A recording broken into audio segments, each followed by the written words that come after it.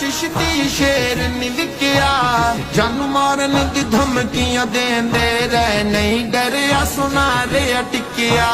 नहीं जिंदगी दी परवाह कीती, होया ओह जो रब है लिखिया। उथे बातिल झट नहीं रह सकता, जिथे चिश्ती सोटा छिकिया, चिश्ती सोटा छिकिया।